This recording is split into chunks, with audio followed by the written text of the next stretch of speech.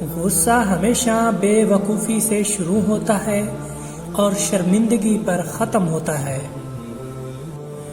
وقت تو ہمیشہ وقت پر بدلتا ہے، لیکن انسان کا کوئی بھروسہ نہیں۔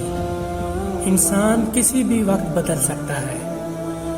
مولا علی علیہ السلام نے فرمایا، لوگوں سے ڈرنا چھوڑ دو، کیونکہ رزق اور عزت کسی کے ہاتھ میں نہیں، اللہ جسے چاہے بے حساب عطا فرماتا ہے۔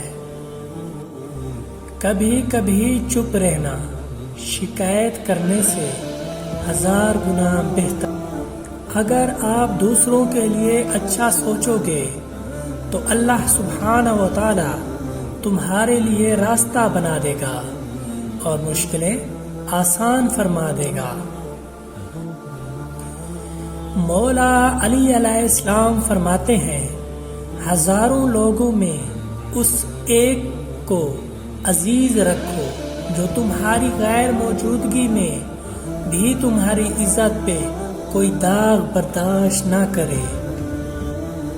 ہر مشکل اور پریشانی میں نماز اور اللہ کی طرف متوجہ ہونا نبی کریم صلی اللہ علیہ وآلہ وسلم کی پیاری سنت ہے۔ یہ احساس بھی بڑا سکون دیتا ہے کہ کوئی جانے یا نہ جانے، اللہ پاک تو سب جانتا ہے۔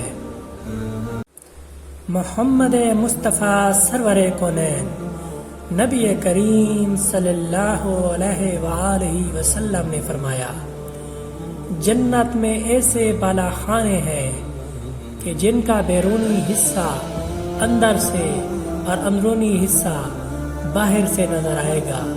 یہ سن کر ایک اعرابی نے کھڑے ہو کر عرض کیا، اللہ کے رسول صلی اللہ علیہ وآلہ وسلم، یہ کس کے لیے ہے؟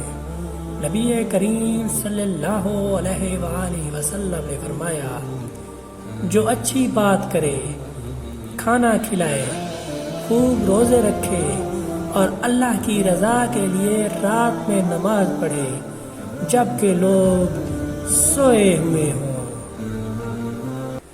عزیز من، اگر آپ کو ہماری ویڈیوز پسند آتی ہیں تو ہمارے چینل کو سبسکرائب کریں اور ہماری ویڈیوز کو زیادہ سے زیادہ شیئر کریں تاکہ سنہری باتیں تمام مسلمانوں تک پہنچ سکیں۔ شکریہ۔